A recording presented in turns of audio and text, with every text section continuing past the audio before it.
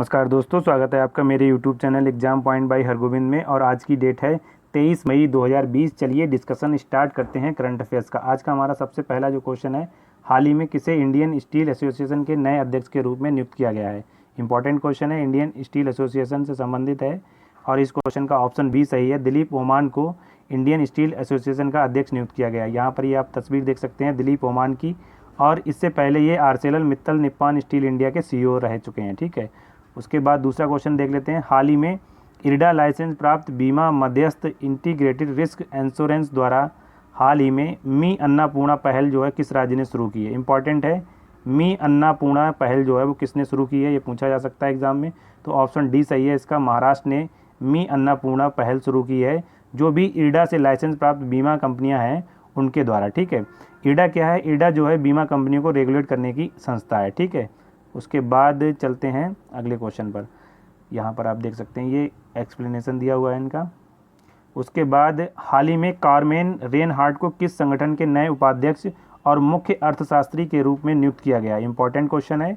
तो हाल ही में विश्व बैंक के नए उपाध्यक्ष और मुख्य अर्थशास्त्री के रूप में कार्मेन रेनहार्ट को नियुक्त किया गया है। यह एक अमेरिकी अर्थशास्त्री हैं। यहाँ पर आप देख सकते हैं ये हैं कार्मेन रेनहार्ट, जो कि अमेरिकी अर्थशास्त्री हैं, और इन्हीं को वर्ल्ड बैंक का भी हाल ही में उपाध्यक्ष बनाया गया है और मुख्य अर्थशास्त्री भी बनाया गया है। उसके बाद अगला जो क्वेश्चन है हमारा, हाल ही में 2 भारतीय पावर लिफ्टर्स सविता कुमारी और अंकित सिसोदिया को राष्ट्रीय एंटी डोपिंग एजेंसी के द्वारा निलंबित कर दिया गया है। तो राष्ट्रीय एंटी डोपिंग एजेंसी का आपका मुख्यालय बताना है कहाँ पर है। राष्ट्रीय एंटी डोपिंग का मुख्यालय है नई दिल्ली में। इसकी स्थापना हुई थी 2005 में। यहाँ पर आप देख सकते हैं ये इसका डिटेल दिया हुआ है, एक बार जल्दी से देख लेते हैं। 2005 में इसकी स्थापना हुई थी। इसका मुख्यालय नई दिल्ली में है और इसके जो चेयरमैन होते हैं, खेल एवं युवा मंत्रालय के जो मिनिस्टर होते हैं वो इसके चेयरमैन होते हैं। ठीक है, भारत सरकार की ये एजेंसी है, नेशनल एंटी डोपिंग एजेंसी। इसका मोटिव क्या होता है? प्ले फेयर, मतलब खेलों में फेयरनेस आए, मतलब कह सकते हैं कि ईमानदारी से खेलों को खेला जाए। उसके बाद चलते हैं अगले क्वेश्चन पर। हाल ही में Swiss firm Zurich airport international AG को जेवर हवाई अड्डे के विकास के लिए केंद्र से मंजूरी मिल गई है। तो जेवर हवाई अड्डा जो है वो किस राज्य में है ये आपको बताना है। तो ऑप्शन इसका सी सही है, उत्तर प्रदेश में बनाया जाएगा जेवर इंटरनेशनल एयरपोर्ट, जो कि ग्रीनफील्ड एयरपोर्ट होगा। ग्रीनफील्ड का मतलब क्या होता है? ग्रीनफील्ड प्रोजेक्ट वे प्रोजेक्ट होते हैं जो बिल्कुल शुरुआत से, मतलब नए तौर पर बनाए जाते हैं, और ब्राउन फील्ड वो होते हैं जो जिनमें मरम्मत की जाती है या जिनको इनोवेट किया जाता है। तो जेवर एयरपोर्ट पूछा जा सकता है किस राज्य में बनाया जा रहा है, और स्विस फर्म के द्वारा इसको मतलब डेवलप किया जाएगा, उत्तर प्रदेश में इसको डेवलप किया जाएगा। उसके बाद हाल ही में रक्षा मंत्रालय ने मेक इन इंडिया पहल को बढ़ावा देने के लिए कितनी रक्षा उपकरणों को या कितनी रक्षा वस्तुओं को खरीद की मंजूरी दी है। तो ऑप्शन सी सही है इसका, 26 रक्षा उपकरणों को या 26 रक्षा वस्तुओं को खरीद के लिए मंजूरी दी है हाल ही में डिफेंस मिनिस्ट्री के द्वारा। यहाँ पर आप देख सकते हैं। ठीक है, उसके बाद मेक इन इंडिया पहल के तहत इसको किया गया है कि 26 प्रोजेक्ट जो हैं वो डिफेंस मिनिस्ट्री के द्वारा अभी मंजूर किए गए हैं। अगला क्वेश्चन क्या है हमारा, हाल ही में राज्य में आदिवासी बहुल ग्रामीण आजीविका मिशन की महिलाओं द्वारा दीदी वाहन सेवा लागू की गई है, शुरू की गई है, किस राज्य में शुरू की गई है। तो ऑप्शन ए सही है इसका, मध्य प्रदेश में इसको शुरू किया गया है दीदी वाहन सेवा। तो मध्य प्रदेश के बारे में जो कुछ इंपॉर्टेंट फैक्ट हैं जल्दी से हम उनको एक बार देख लेते हैं। पहले तो ये झाबुआ ज़िला है मध्य प्रदेश का, वहाँ इसको शुरू किया गया है, आदिवासी बहुल झाबुआ ज़िला में दीदी वाहन सेवा। ठीक है, ग्रामीण आजीविका मिशन है ये, और ये महिलाओं द्वारा संचालित है। ठीक, उसके बाद मध्य प्रदेश की राजधानी भोपाल है। वर्तमान में मुख्यमंत्री हैं शिवराज सिंह चौहान और राज्यपाल हैं लालजी टंडन। उसके बाद प्रमुख नेशनल पार्क देख लेते हैं कौन कौन से हैं। कान्हा नेशनल पार्क है, माधव नेशनल पार्क है, पन्ना नेशनल पार्क है, सतपुड़ा नेशनल पार्क है, पेंच नेशनल पार्क है, बांधवगढ़ नेशनल पार्क है, और संजय राष्ट्रीय उद्यान है, मतलब नेशनल पार्क है, फासिल राष्ट्रीय उद्यान। ये इंपॉर्टेंट है क्योंकि आपने सभी के नाम सुने होंगे, इसका नाम बहुत कम मिलता है चर्चा में। तो फासिल नेशनल पार्क जो है वो मध्य प्रदेश में है। ठीक है, कहाँ है? मध्य प्रदेश में है। चलते हैं अगले क्वेश्चन पर। अगला क्वेश्चन क्या है, भारत में हाल ही में हर साल 21 मई को किस प्रधानमंत्री की पुण्यतिथि पर आतंकवाद विरोधी दिवस मनाया जाता है। ऑप्शन आपके पास इस प्रकार हैं, लाल बहादुर शास्त्री, चरण सिंह, राजीव गांधी, इंदिरा गांधी। तो ऑप्शन सी सही है, राजीव गांधी की पुण्यतिथि पर 21 मई को आतंकवाद निरोधी दिवस मनाया जाता है। यहाँ पर आप देख सकते हैं भारत में हर साल 21 मई को आतंकवाद विरोधी दिवस मनाया जाता है। उसके बाद अगला क्वेश्चन हमारा क्या है, निम्न में से किस रेलवे जोन ने एक रोबोट उपकरण रेल बोट विकसित किया है? तो रेल बोट के बारे में आपको पता होना चाहिए, इंपॉर्टेंट है। तो दक्षिण मध्य रेलवे के द्वारा इसको विकसित किया गया है। दक्षिण मध्य railway SCR, south central railway के द्वारा इसको विकसित किया गया है रेल बोट को, ठीक है। इसको आरबो भी कहा गया है यहाँ पर शॉर्ट फॉर्म में। तो एग्ज़ाम में इस टाइप से भी क्वेश्चन पूछा जा सकता है कि रिसेंटली आपने न्यूज़ में आरबो देखा होगा, वो क्या है? तो ये एक रेल बोट है और इसको विकसित किया गया है साउथ सेंट्रल रेलवे के द्वारा, ठीक है। चलते हैं अगले क्वेश्चन पर। अगला क्वेश्चन ये है, हाल ही में विश्व जैव विविधता दिवस कब मनाया गया है? वेरी इंपॉर्टेंट क्वेश्चन है, मोस्ट इंपॉर्टेंट, पूछा जा सकता है डे में। तो 22 मई को जैव विविधता दिवस मनाया गया है। देखो 1993 में क्या हुआ था, 29 दिसंबर को मनाया गया था जैव विविधता दिवस, 29 दिसंबर को। लेकिन सन 2000 में क्या हुआ कि इसको 22 मई से मनाया जाने लगा। क्यों? क्योंकि दिसंबर में काफ़ी सारी छुट्टियां पड़ती हैं, इस वजह से इस दिवस को मनाने में थोड़ी सी प्रॉब्लम खड़ी होती है विश्व के सामने। तो इसलिए इसको 22 मई से कर दिया गया। और 22 मई 1992 को क्या हुआ था, रियो अर्थ समिट हुई थी, इस वजह से इसको 22 मई को ट्रांसफ़र कर दिया गया। अब ये 22 मई को मनाया जाता है। इस बार की जो थीम थी वो थी अवर सॉल्यूशन आर इन नेचर। यहाँ पर आप देख सकते हैं अवर सॉल्यूशन आर इन नेचर, मतलब हमारे जो उपाय हैं, समाधान है, वो किस में है? प्रकृति में है, ठीक है। जैव विविधता दिवस के बारे में हमने ये जाना। उसके बाद चलते हैं अगले क्वेश्चन पर।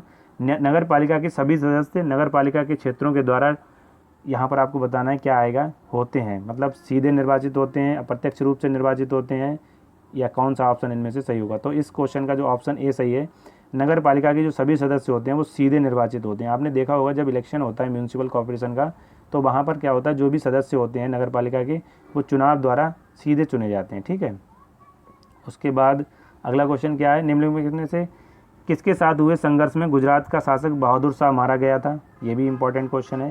देखो हम क्या करते हैं, 10 क्वेश्चन लेते हैं करंट अफेयर से और 10 क्वेश्चन लेते हैं जीएस से, जिससे कि आपकी जीएस और करंट अफेयर्स दोनों साथ साथ कवर होती रहे। तो इस क्वेश्चन में गुजरात के शासक बहादुर शाह को किसके साथ हुए संघर्ष में मारा गया था? तो ऑप्शन सी सही है, पुर्तगालियों के साथ। क्या हुआ था, एक जहाज़ पर पुर्तगालियों से, ठीक है, जहाज़ से कूद कर ये इनकी मृत्यु हो गई थी।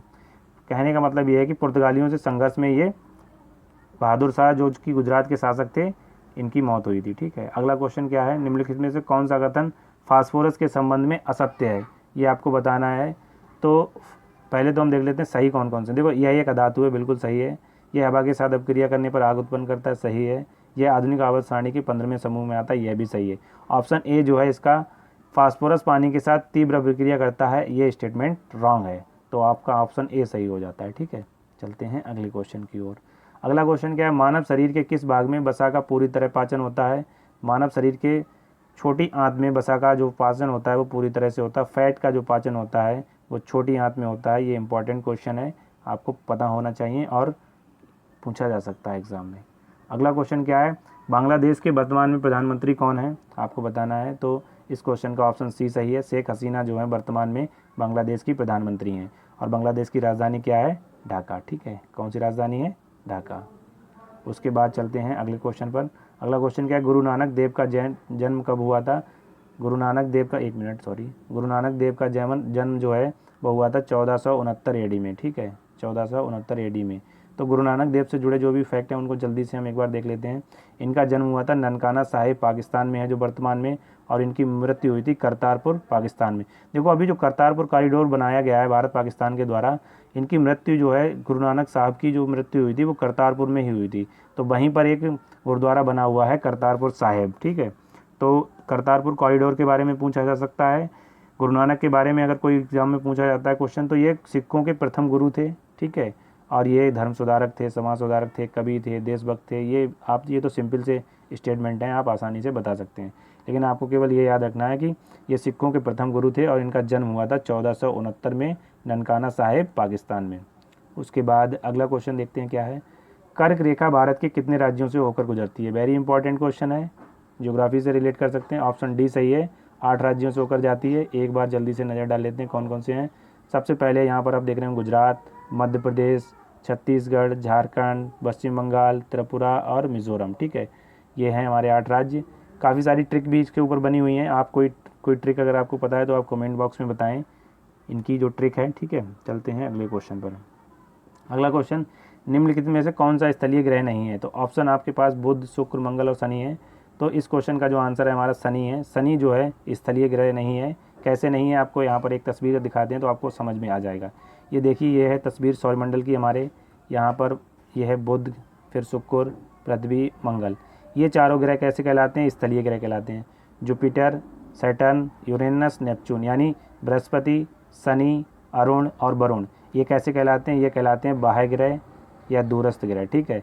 और स्थलीय ग्रह जो हैं वो इधर के 4 ग्रह हैं। मार्स और जुपिटर के बीच में क्या होता है? यहाँ पर क्षुद्र ग्रह पाए जाते हैं। मंगल और बृहस्पति के बीच में क्षुद्र ग्रह पाए जाते हैं। इस कारण ये 4-4 के ग्रुप में डिवाइड हो जाते हैं, ठीक है। चलते हैं अगले आर्टिकल पर या अगले क्वेश्चन पर।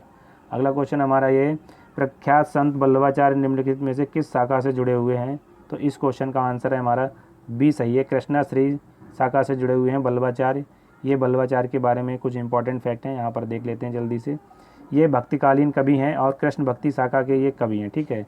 उसके बाद इनका जो जन्म हुआ था चंपारण में हुआ था 1479 में, यानी 1479 में, और इनकी मृत्यु हुई थी 1531 में वाराणसी में। तो इनका जन्म के बारे में कई बार एग्जाम में पूछा गया है। तो वल्लभाचार्य का जो जन्म है वो चंपारण में हुआ था। चंपारण कहाँ है? चंपारण है बिहार में, ठीक है, जहाँ से गांधी जी ने प्रथम सत्याग्रह शुरू किया था, ठीक है। गांधी जी ने प्रथम सत्याग्रह शुरू किया था चंपारण बिहार से, ठीक है। उसके बाद अगला क्वेश्चन क्या है, निम्नलिखित में से कौन सा देश हिंद महासागरीय तटीय सहयोग संघ रिम एसोसिएशन का सदस्य नहीं है? यानी इंडियन ओशियन रिम एसोसिएशन का सदस्य नहीं है। तो इस क्वेश्चन का आंसर जो है वो डी सही है। चीन जो है इंडियन ओशियन रिम एसोसिएशन का सदस्य नहीं है। यहाँ पर आप देख सकते हैं ये इंडियन ओशियन रिम एसोसिएशन के बारे में जो फैक्ट हैं, ये हिंद महासागर में कोऑपरेट करते हैं। ये सभी देश जो जिनकी बाउंड्री हिंद महासागर से टच होती है वे देश इसमें आते हैं, ठीक है। और इसमें एशिया, अफ्रीका, ऑस्ट्रेलिया 3 महाद्वीपों के देश आते हैं। यहाँ पर ये देख रहे होंगे आप, ये अफ्रीका महाद्वीप है और ये आप देख रहे होंगे एशिया महाद्वीप है। उसके बाद में यहाँ पर ये ऑस्ट्रेलिया महाद्वीप है, ठीक है। इसकी स्थापना हुई थी 1997 में और इसका जो मुख्यालय है वो मॉरिशस में है। मॉरिशस के एबेन में है। यहाँ पर आप देख रहे होंगे ये छोटा सा देश है मॉरिशस। मॉरिशस के एबेन में इसका मुख्यालय है और यह एक इंटर गवर्नमेंटल ऑर्गेनाइजेशन है। यहाँ पर आप देख रहे होंगे चाइना जो है इसका मेंबर नहीं है, ठीक है। चाइना का जो बॉर्डर है वो इंडियन ओशियन से टच नहीं होता है, ठीक है। ये भी आपको याद रखना है। तो आज की डिस्कशन में इतना ही। अगर आपको ये वीडियो अच्छी लगी हो तो लाइक, शेयर और कमेंट करें और हमारे चैनल को सब्सक्राइब करें। Thank you for watching. और अगर आपको इसकी PDF डाउनलोड करनी है तो आप डिस्क्रिप्शन से डाउनलोड कर सकते हैं या हमारे Telegram channel exam point by Hargovind से जुड़ सकते हैं। Thank you.